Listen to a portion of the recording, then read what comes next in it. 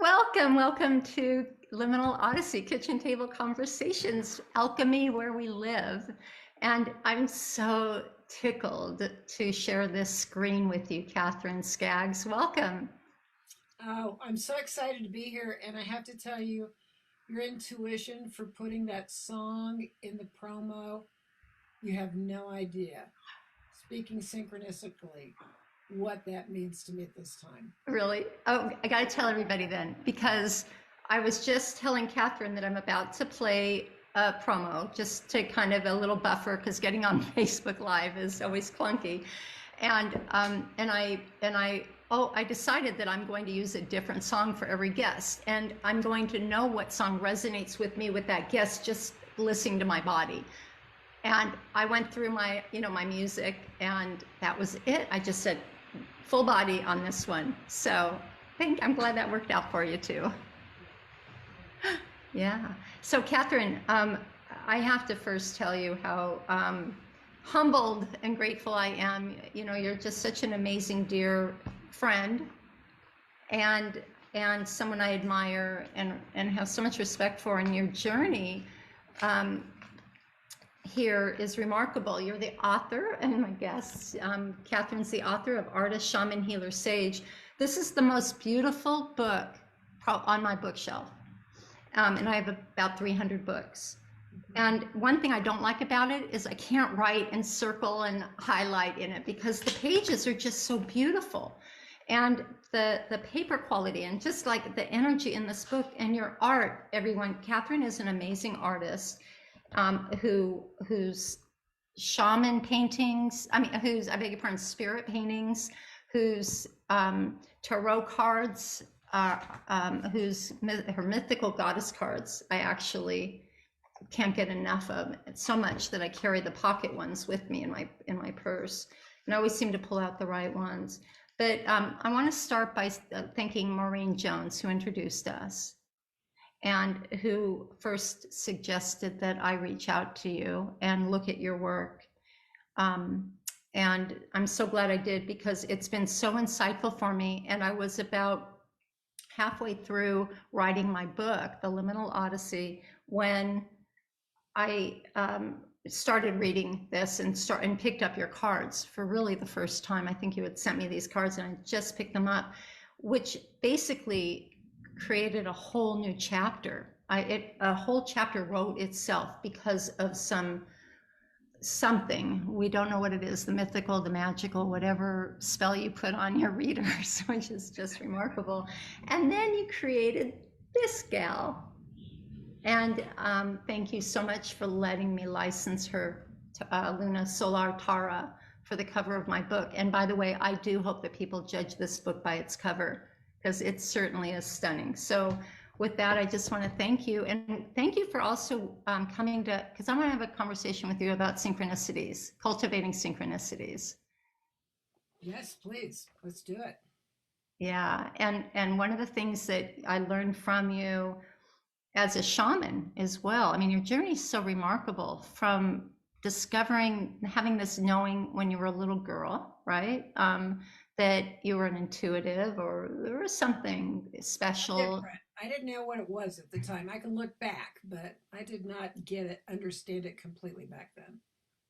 And then you found yourself at this fair, and a woman with the crystal ball had some insight for you that kind of opened up, opened you up for more curiosity, which ultimately led you to the jungles of Peru for a deep dive in studying shamanism and teaching and so on. So I'd really love to hear about your journey to bridging that into your art as well.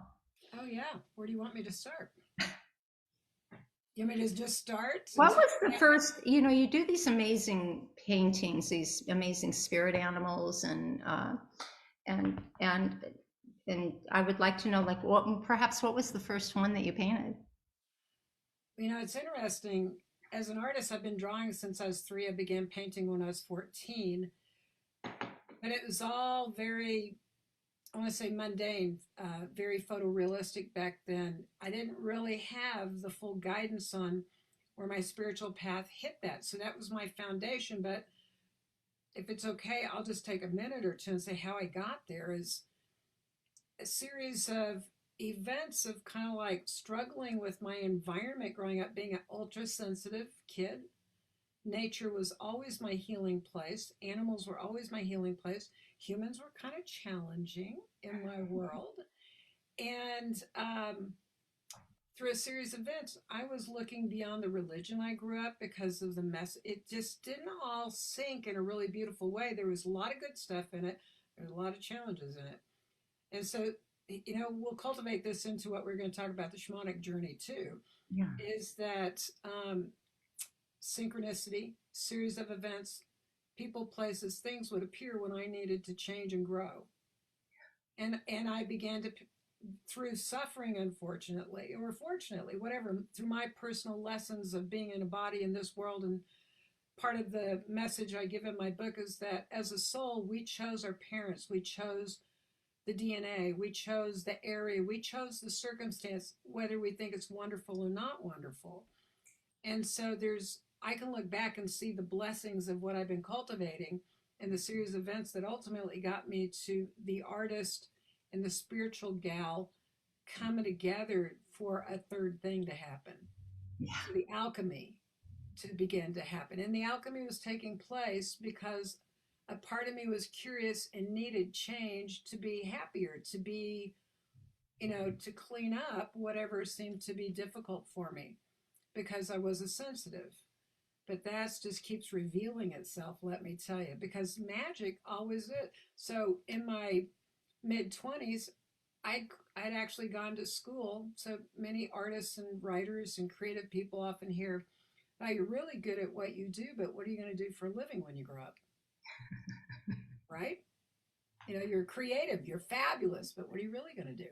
Because there's been a disrespect often of creativity, not with every family, but that was just the culture I grew up in. You're an excellent artist, but what are you really going to do?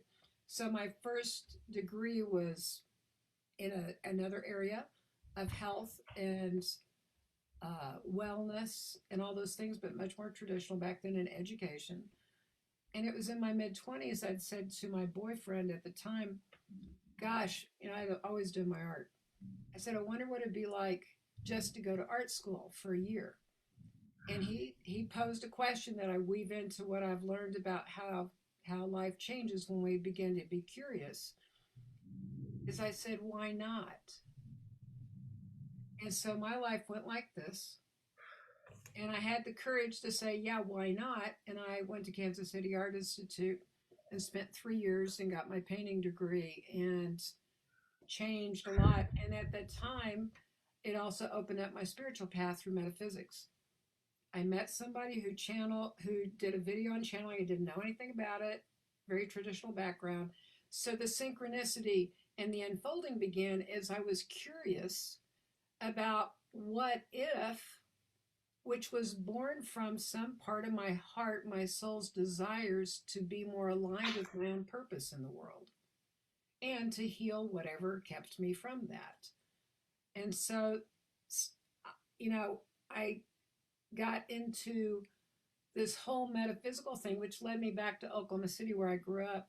And I was working at a traditional job again, and yet I was into all this metaphysical, spiritual stuff. I was just eating it up because I couldn't figure out how to make a living as an artist back then. I had no clue.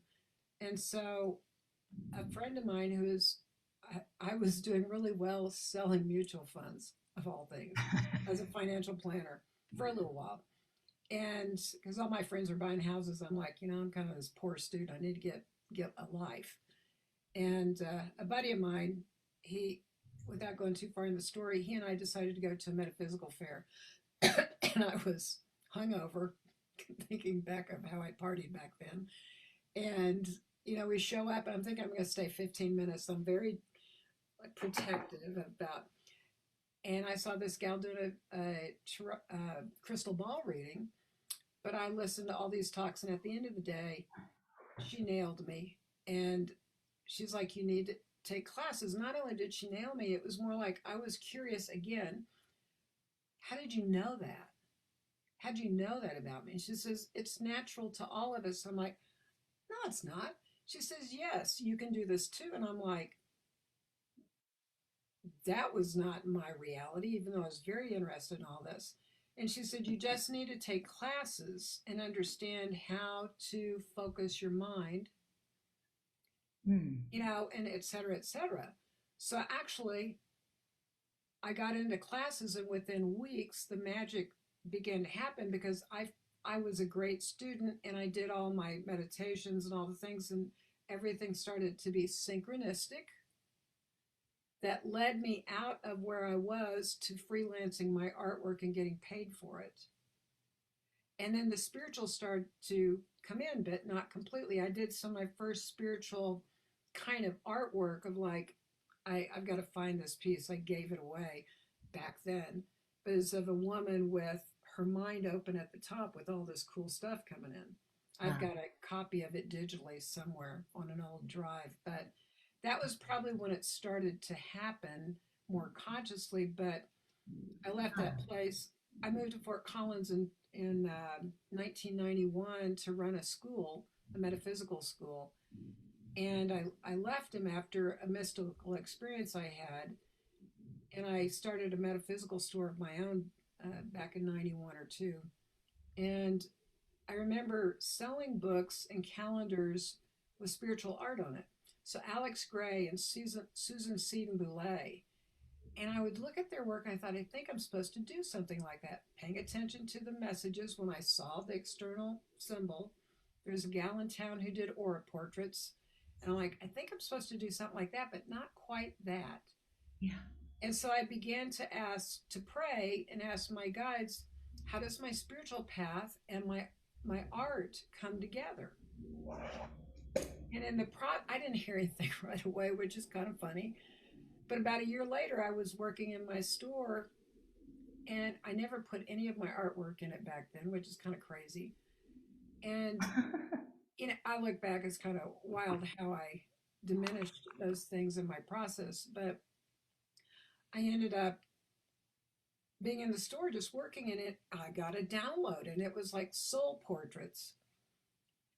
Yeah. And I was not like, I knew exactly what it meant. It was like a packet of information that just dropped in, and it scared, excuse my language, the crap out of me. Because it was like my soul's calling, finally getting the message, and then going, I had 9 psychics who worked for me. The last thing I wanted to do was be in the hot seat, but I knew everything about it. And truthfully, looking back to the point where I finally gave in and started dedicating to giving my service out and getting beyond my fear of like, what if I say that? I knew it was more than painting. I knew it was like a psychic reading. It was revealing who someone was at a soul level and affirming that to them, seeing the purity of who they are beyond their ego and their personality. And it was like, that feels like a lot of responsibility and like, but that was that was the beginning of something much bigger. But it was around 94 or so that I painted my first, truly, I'd say it was an oil painting that's about 30 by 40 inches of my painting Guardians. And I was just dinking around trying to figure out how to kind of have visionary art. And it ended up being an eagle headed person that I know is Archangel Michael. It had an owl and it had a wolf in it and a child. And I knew, and the message that came through is, you're never alone, you're always guided, we're here with you. And that's when it kind of started to come out of me, and I kind of gave in. But then I went through a health crisis and I closed everything down. I basically lost everything in my life. Speaking of the shamanic death process, Oh, yeah. dark night of the soul, didn't work Ah. for a year. Then I went and worked in corporate America for 5 years and didn't paint for 5 years. And when I had the opportunity to come back out, I always had a studio. I never shut my studio down, but I just didn't go in there. I did digital stuff, but I couldn't get to painting. I was blocked. And I opened up a second store that helped me leave corporate America. And there's a lot of synchronicities without, I'm doing a lot of talking right now, so just want to make sure. we get to the I'm point all ears. here, but in 2003, I left. I think it was that in 2004, I opened up another metaphysical store with a friend of mine that got me out of corporate, scared me to death to leave my financial security I'd rebuilt after losing everything. And immediately I got the guidance to do soul portraits. And the interesting thing is, I'm going to mention another amazing spiritual artist you probably know her is Shiloh Sophia in Oh, California. sure. Shiloh Yeah. is amazing. Well, Shiloh was very good friends with my business partner. And so Shiloh came out for the opening of our store and she saw some artwork in my house and she said, "Are you painting?" She came out to help open the store and do her thing. And I said, not, I haven't for a couple of years. I haven't been able to get myself. She said, "I came for you." Oh, you're kidding. She did a 5-minute meditation, got me into my studio, even though I hadn't been painting in there. And she took out these golden acrylic paints, which are all that I paint in now. I never did before. I used other mediums. And she put them, I got a 3 foot by 4 foot canvas out.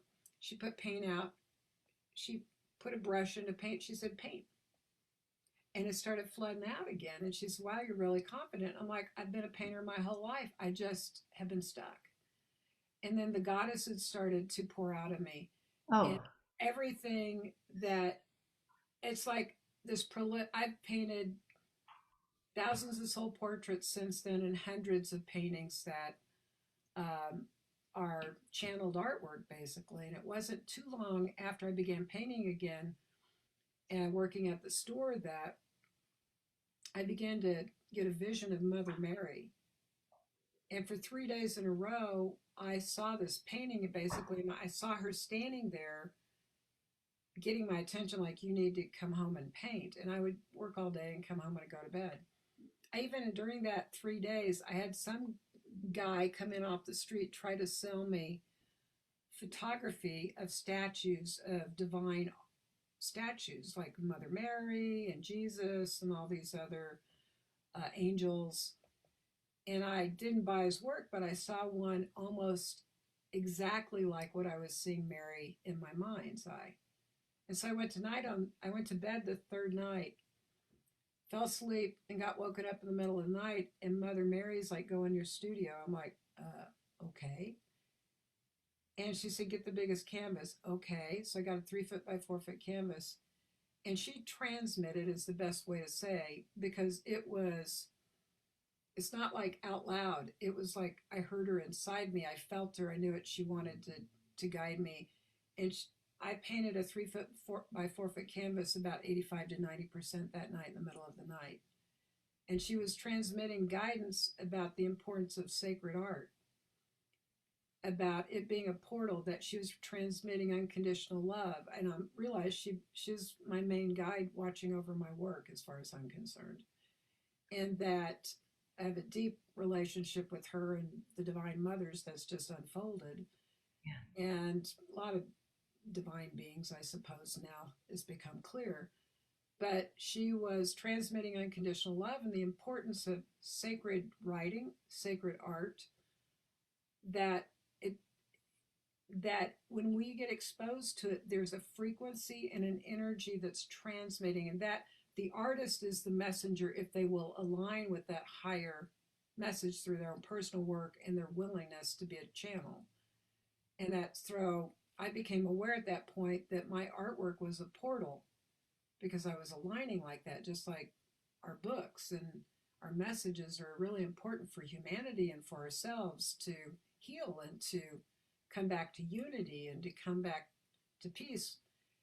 It's not just intellectual, it's not just emotional, it's not just physical. It is like aligning with this higher energy, and sacred art can be a divine portal for a transmission and an activation, and not just I read about it, how do I do it?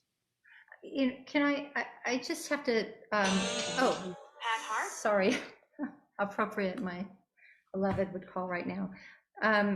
Yeah, you brought up so many incredible things for me, but they all are connected to a sense of vulnerability you have to be open to what was coming in from the very beginning. You have to learn to be present. You That's have hard to do, and that's hard to do when we are kind of duped to think we've got to go here, we got to do that, we've got these guidelines, this is the way we do things.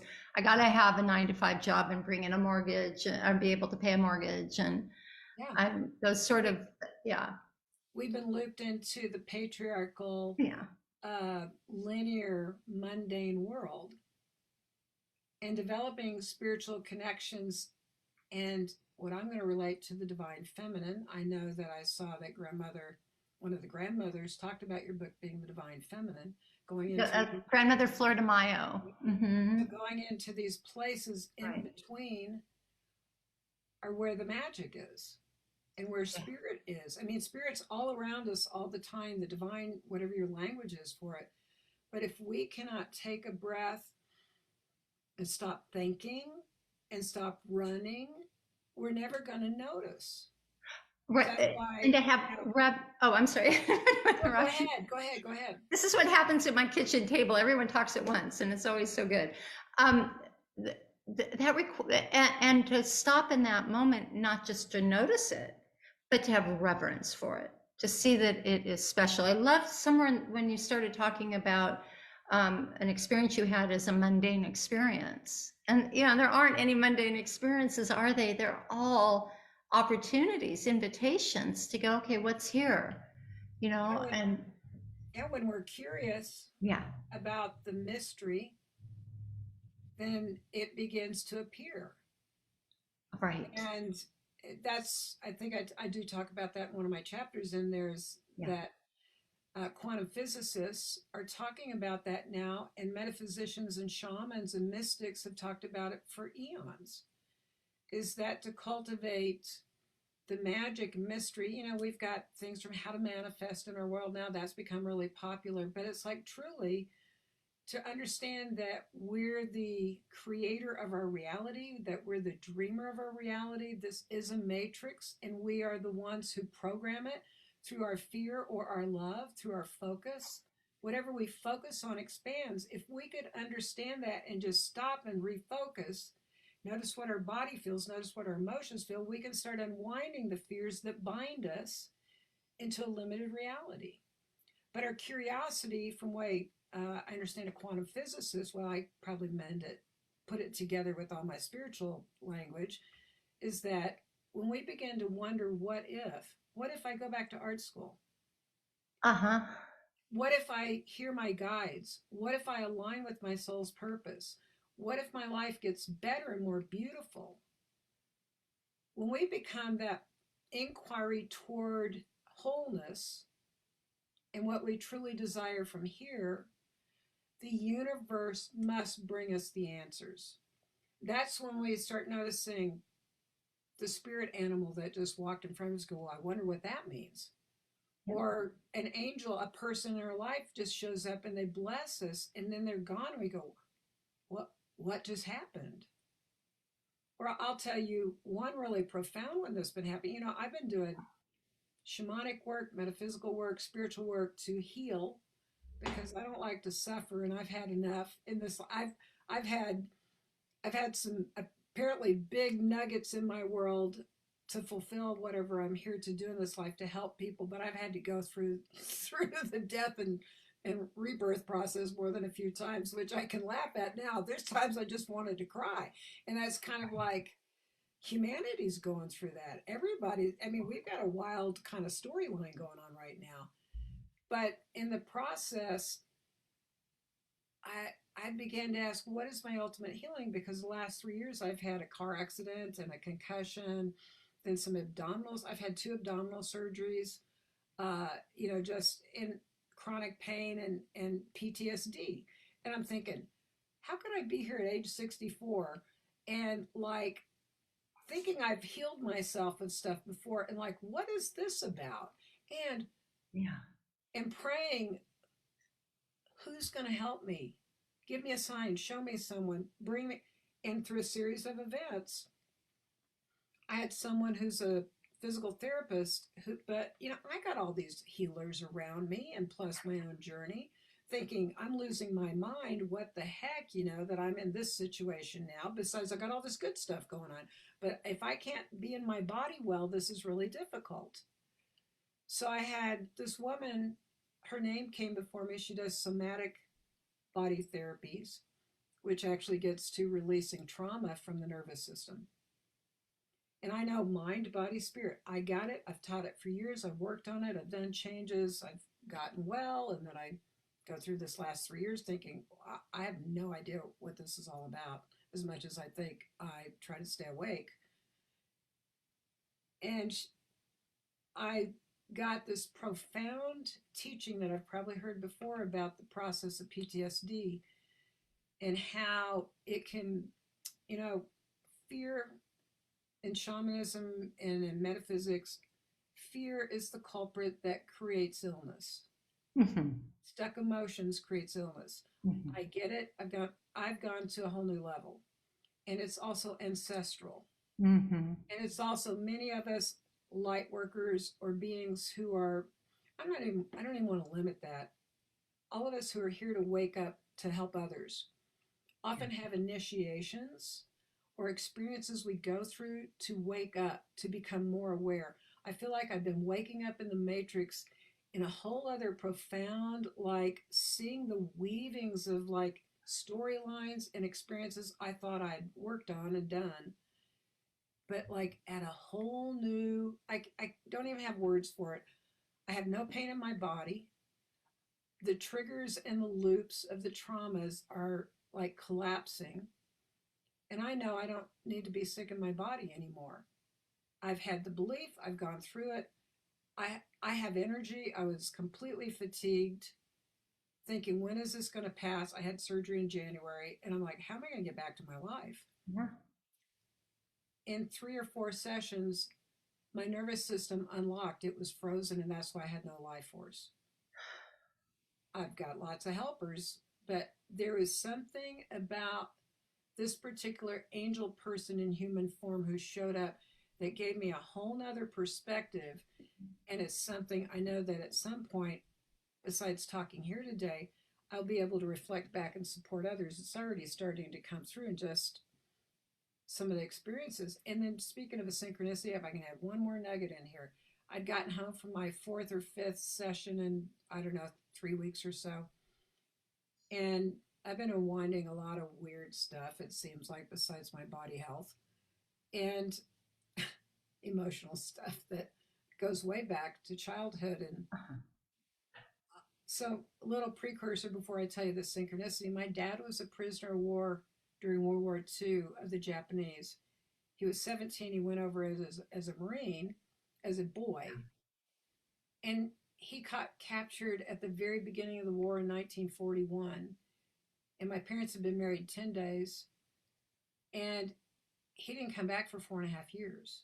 He almost died of beriberi. He came back at 89 pounds. He went through a tremendous, difficult situation. Now, he lived to 89, and in his early 80s, he did a documentary on the History Channel with 5 other 80-some-odd-year-old Wake Island veterans. They were only predicted to live to 50 because of the trauma they'd been through. I'm getting emotional. They were at Wake Island, but this documentary was one where the History Channel showed clips from World War II, gave the story, and then they would tell their personal experiences. I sat down that night after that trauma releasing session I've been doing ancestral work. I've been seeing it. I've been doing that for a number of years, but it's kind of coming up as I'm releasing the nervous system stuff. I see on this obscure channel here, Wake Island, Alamo, the Pacific. It was the documentary my dad was in. He's been gone since 2011. They made it in the early 2000s. I watched the tail end of it. It was a full-on body affirmation of Catherine doing ancestral work, because part of the synchronicities, part of the shifting that we're all doing as healing, is that there will be times when we're doing our personal work that the lineage in our DNA, the entanglements of misunderstandings, of traumas and fears our parents went through, their parents, and before that, are coming up through all of humanity right now, through us who are on the planet, to unwind and to bring light and compassion and love to.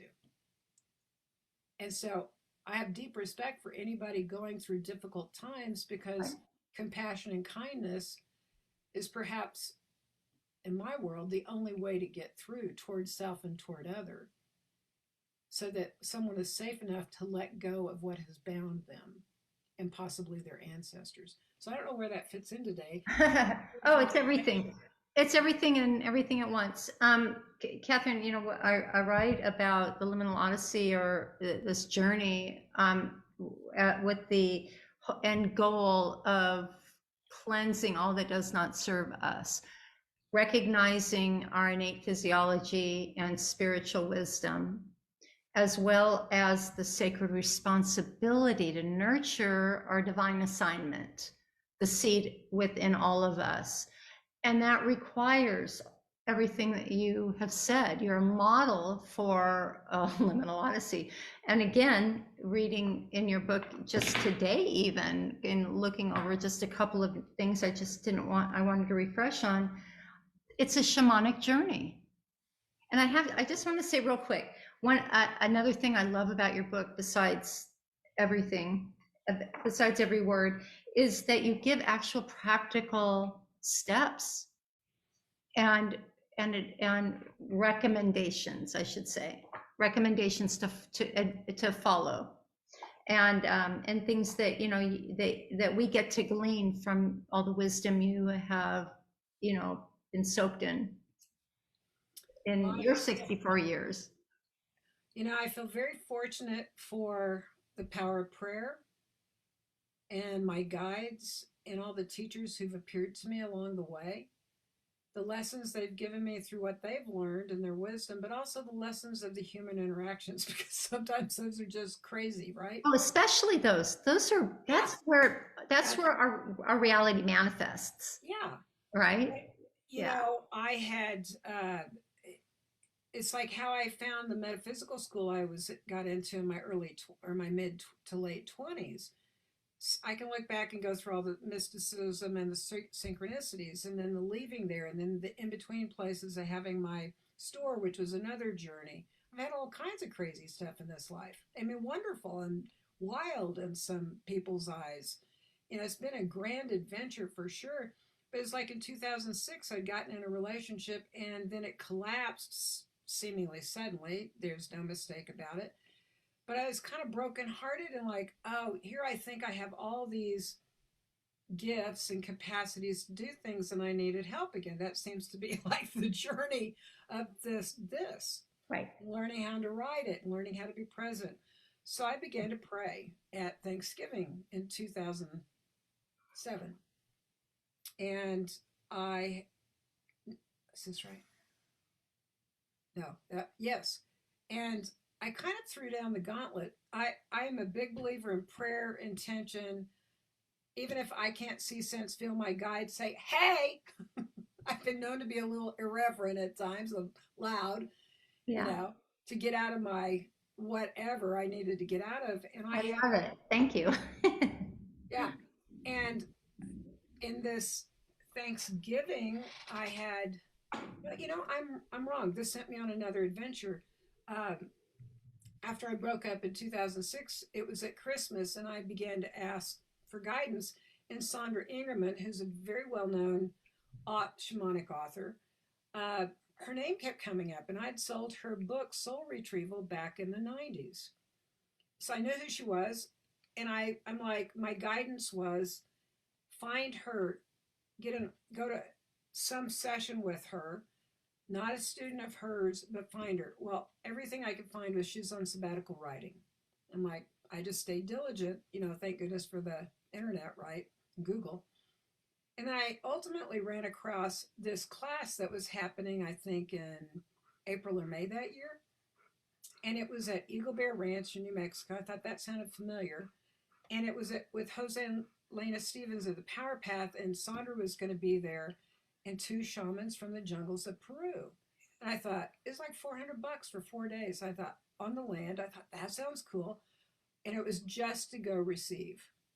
It was not to go learn. It was go to receive healing, nurturance. So that sent me on my shamanic path. But for years, when I owned my first store in the 90s, I just knew I was going to find a Lakota or a native guy. This sent me again through prayer and asking for where I needed to go. I got Sandra's name. I thought I'd go work with her. I met her. I loved her. I got to have a session with her. But I met these two shamans from the jungle, and Jose and Lena, and I got sent over here. And I did 10 more days with them, and then I heard about their 2-year international program. But I kept saying yes. And that's probably one of the things along the way when we ask, well, fear will come up like, I don't know if I can afford this. And ultimately, it's like, well, Spirit just dropped you a guidance. Yeah. All your shamanic initiation is all your fears of what you can't do will get in your face. And so one of the things that Jose and Lena often taught was on the shamanic adventure, one of the biggest things to do is to get to where you want to be. Whether that be, say, the program you want to take, the teacher you're being guided to go to, do you say, oh, that workshop's too expensive, or I don't have time? Well, you just collapsed your possibility. It'll come back around, who knows when. But when it comes, where's your inner yes to say, I'm going to overcome what I think I can't do? Right. And then you can ask for more help. But it's like, I ended up doing a 2-year program that was international. So we had 8 meetings over 2 years that were more than a day. They could be a week or longer, 4 days to 10 days. And I went to the Andes, and I went to the jungle, and I went all across the United States to sacred spots. And it unfolded my life path in this book. And it provided me everything I needed to do to address what I needed to heal, because it was not about a new pathway of how I work in the world. It was about how do I love myself and wake up and heal. Right. That's happening. I'm seeing that. How I'm having conversations with people all over the spectrum of the spiritual world, of course, or those who are spiritually inclined, or friends, my circles of influence. And they're all saying, I'm feeling like I'm just shedding the BS. Right? It no longer serves me. And I think our souls do cartwheels when they hear us say those words. Our souls been throwing us, spikes in the road or gems to pick up and all kinds of signs. That's something that, I love that you say in your book about these gems that are there. These are things that our spirit guides are like waving in our face, and saying, please pick this up, because perhaps or whatever it is. Whether in my book I talk about paying attention to a very minute, a very mundane synchronicity. My girlfriend's talking about something, and somebody in a yellow dress is going to come to her, and I'm like, well, I'm wearing a yellow dress. Really bizarre, but okay, it's like a muscle to practice. Okay, even the little thing, hey, I'm wearing a yellow dress, is a practice. And I know you write about practice, as do I, because it creates those neural pathways, and also the just rewires us for paying attention to whatever it is that we want to practice. And so because I was practicing that, I got a wild synchronicity in the form of pelicans that I never would have ever imagined. But it was complete confirmation that I was had done the right thing. And we all need that right now, right? Crises are piling on. We don't need to talk about that now, but it is a difficult time. We are in an evolutionary growth spurt, and things are hard. It's, we've heard the expression of going through the birth canal, and some feel like we're on the other side. Some feel like we're just going in. Some we're in heavy contractions. I might, feel like I sure hope the contractions don't get much worse, but they might. And how can we be prepared for that and not pretend they don't exist and then just play victim, right? Where's our responsibility to show up? And then it's kind of an easy ride. Yeah, there's two sides of the coin. We've got this duality. We jumped into Earth School as spirits. We got a body, but we didn't necessarily get the instruction manual. And yet it's all around us, and it's kind of like the game of hide and seek. When you showed my book, the story of spirit hiding Yes. within us, and that. Oh, I love that. I posted that on social media today. Yeah, I saw that. So it's like that story is pretty profound when you think about all the mystical teachings I've ever studied tell us to look within. Every mystical teaching that, I grew up Christian, and now I am multicultural, open to the divine messages, and I had a lot of good nuggets in there. Jesus, kind of like one of my main guides. I don't, I got a real different well, a lot of us may have different orientations to master guides and teachers that may not be ordinary reality religion at this point. There's the mysticism within it all. And I always, I had a metaphysical teacher remind me that seek ye first the kingdom of heaven and all else is given unto you. That's come into my realm. And I've heard that early in my life, but you take it out of religion, and it's like, if you seek the divine within yourself and the world around you, everything is revealed. Yeah. Mystical is revealed, and then you understand what Buddhism or Hinduism or some of the other mystical things we talk about, karma and dharma. And I'm not, I've studied I'm not a Buddhist necessarily. Buddhism is a shamanic path. Hinduism is a shamanic path. Judaism has probably got its roots in shamanism. All of this is, understanding the invisible realm of spirit in all life, and getting to where you can connect to it and communicate with it. So, it's always there for us if we can cultivate certain practices to get quiet and to be curious and look for it, because it's woven through everything is connected. That's another shamanic teaching and mystery teaching, is the divine is woven through the fabric of this reality. It's a matter of where we're orienting our focus. Right. If our hearts have fallen closed because we've had difficult circumstances, then cleaning our hearts and forgiveness and compassion is going to be the way back to our divinity and an open heart of love.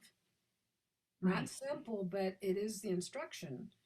And then finding ways to cultivate that is part of the path of every day, finding like gratitudes or different practices that help ourselves wake up in the dream. And those synchronicities that we dismiss as just coincidences, and then we say, okay, maybe they are synchronistic because they have meaning and they're connected by their meaning, that they're not just wild coincidences. They're not just even a mystical connection. They're an invitation. I can't say this enough. We are required to listen to these and to cultivate them just by not dismissing what may look mundane. I have this little quote. I say that I came to realize that I don't know exactly how it goes, that those things that are insignificant are really insignificance. So we have to practice that. And when we practice it, it becomes part of who we are. So those synchronicities are not random events. I know I've said this, but they're also going to show up everywhere you look.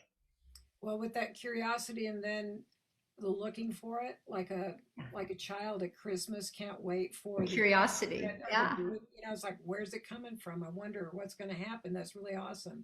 Yeah.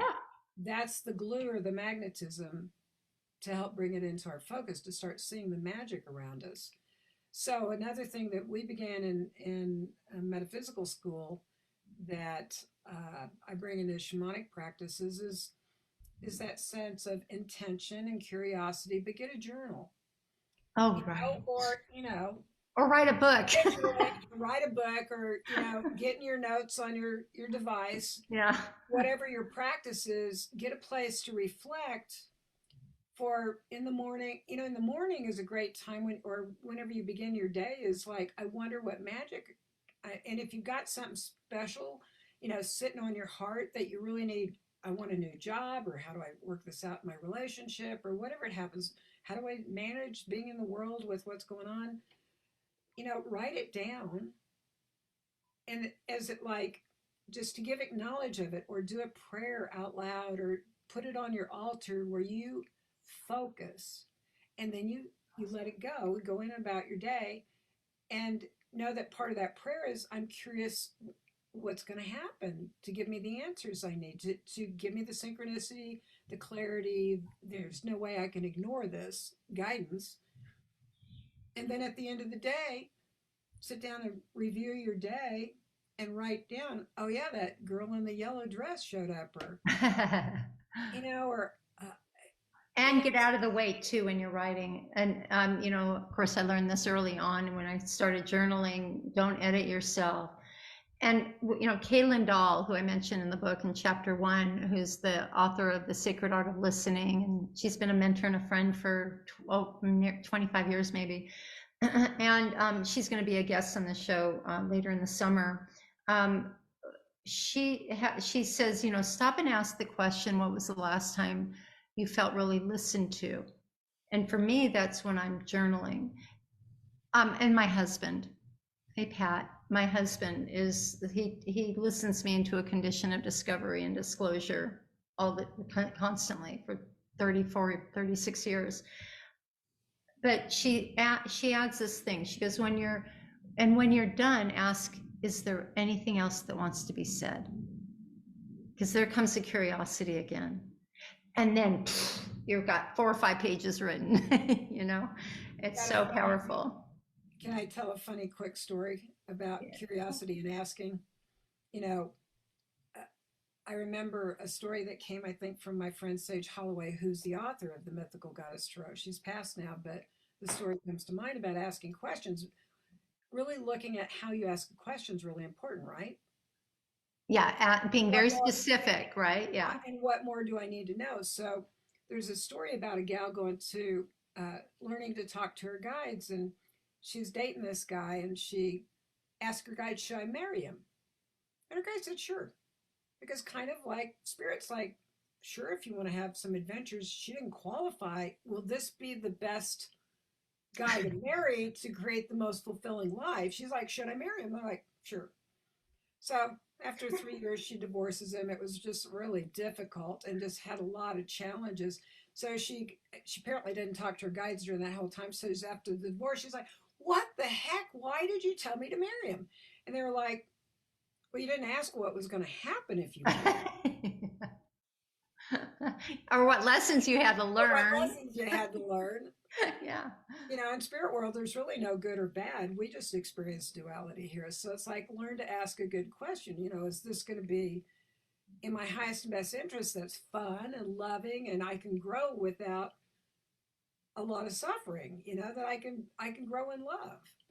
Yeah, and just exactly, with prayer. I was praying for this one thing, and I realized I'm not asking the right question. And as soon as I was more specific and very clear, because I didn't even really know what I wanted. I just said, "You figure it out." you know what I need. Well, no, it doesn't work that way. You have to be very specific. And again, shed that part about shedding. Let's real quick with the time we have, and I don't want to end this call. This probably will just be a marathon kitchen table. As a matter of fact, I have guests that sometimes don't leave my kitchen table until midnight. So I've always got extra dessert in the fridge. I don't even remember what I was going to say. Oh, let's talk about death. What a fun thing let's talk about that, because that's a really important conversation. And I'm not talking about grieving the loss of somebody we've lost, or someone who's died, but really the death in every moment, or the death of a belief system. Yeah. Yeah, and that's part of any mystical path, is to truly learn to die daily. Yeah. And in shamanism, it's oftentimes one of the things you'll hear with some lines of thinking shamanically is there's the idea of stalking your ego to kill it off. To be aware of when you're acting not out of your heart, but out of a limited belief system.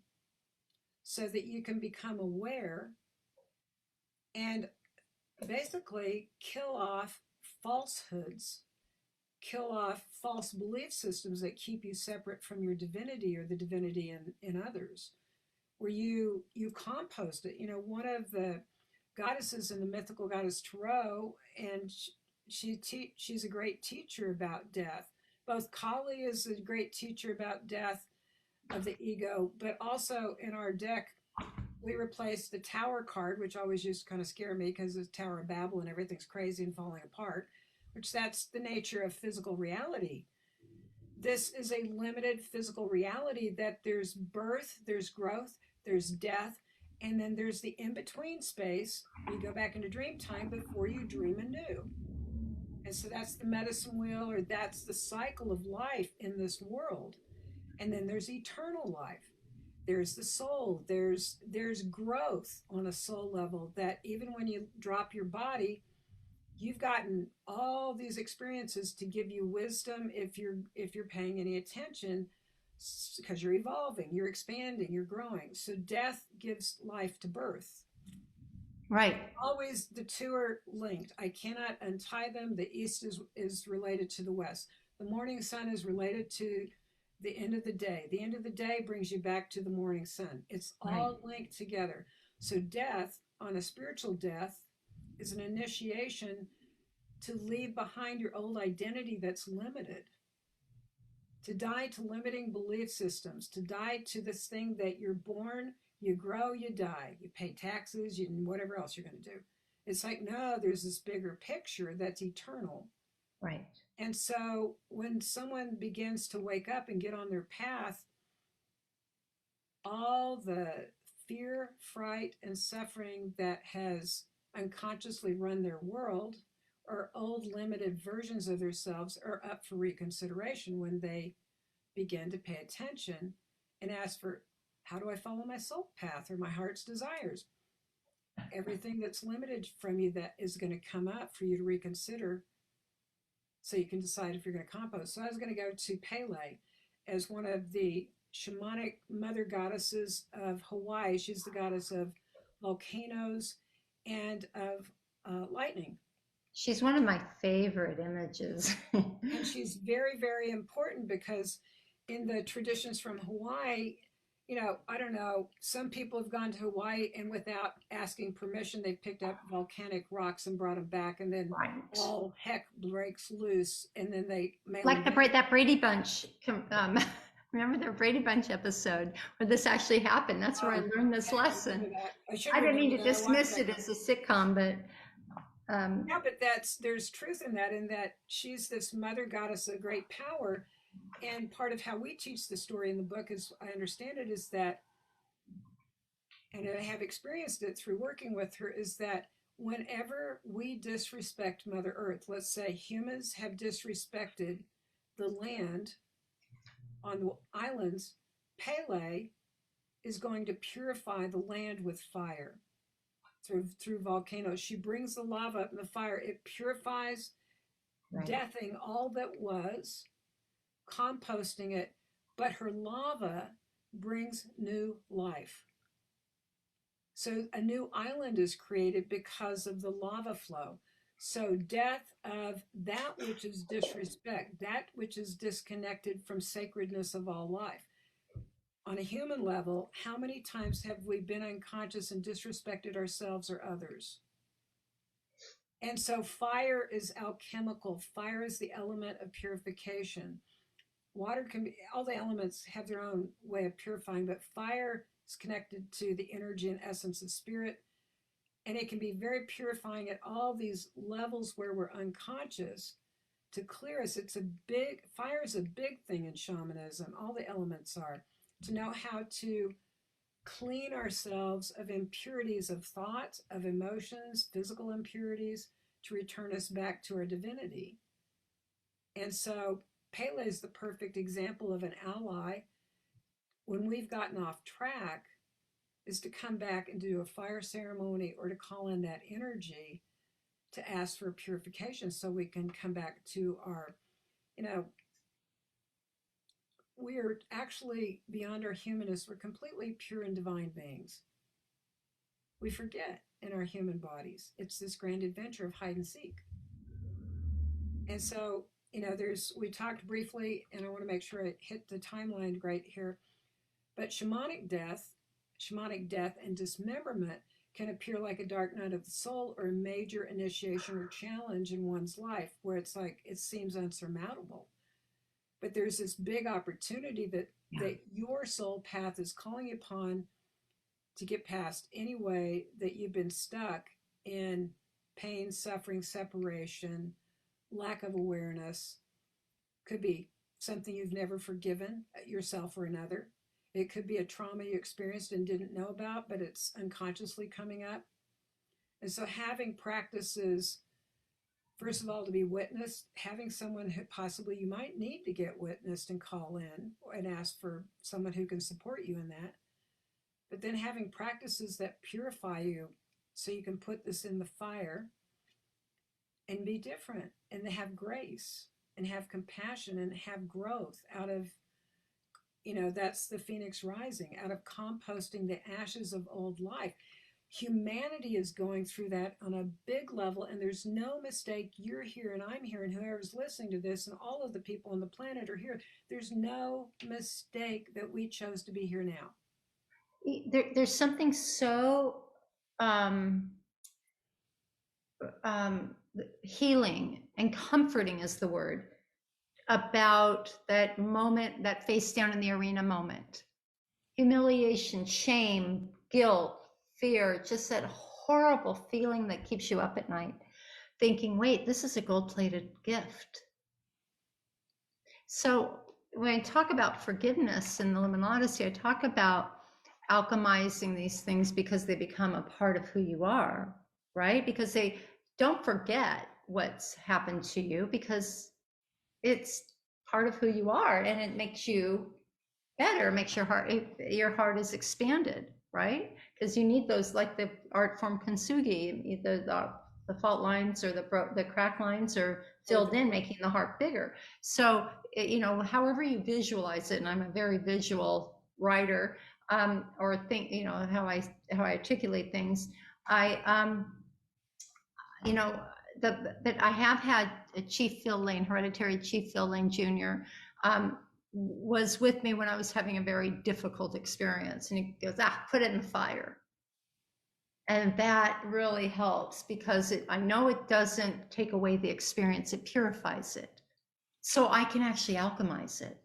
Yeah. So, yeah.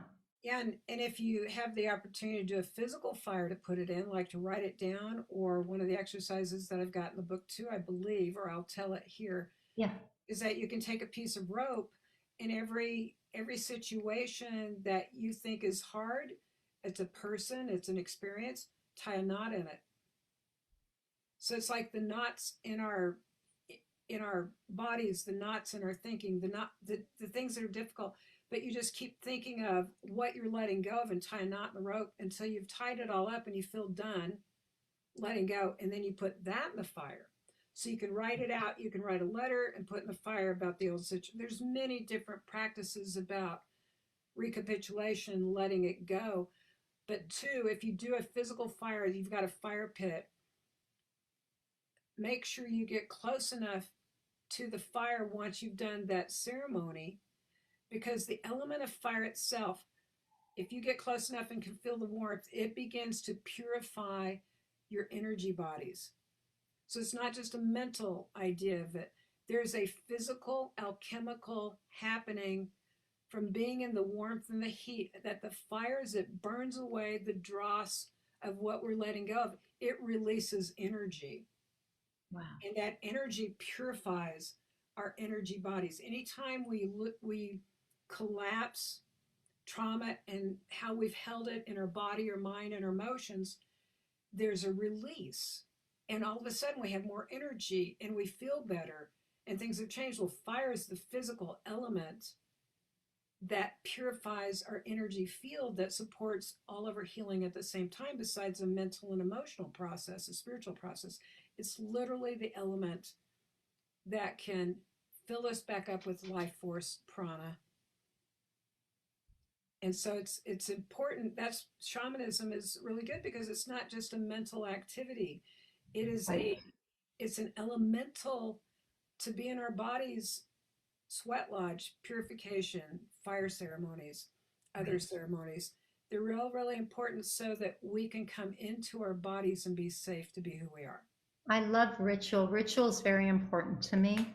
I hadn't realized the power of the fire when I light the Shabbat candles on Friday night, which admittedly I don't do regularly, primarily because I'm often not here, and I just don't, and there's no excuse for it. That's no excuse, actually. I'm not that observant, but I do, there's something that comes over me, and I get it, and I invite everybody who's listening to this to light a candle, get close enough to the warmth. It brings us right here. I can't wait. I will be doing that after we close here today. I'm going to light a candle. Actually, we light 2 candles. So the divine masculine and the divine feminine, and they're equal in size and they support one another with just enough space in between for the energy to go. And then you can feel that energy. I'm really looking forward to that. I would like to just end with something that for me is just so foundational about everything I've learned from you. It happens to be the quote that you were referring to earlier. But before I do, I just want to thank you, Katherine. I want to thank you for making this book so digestible, you know, and your the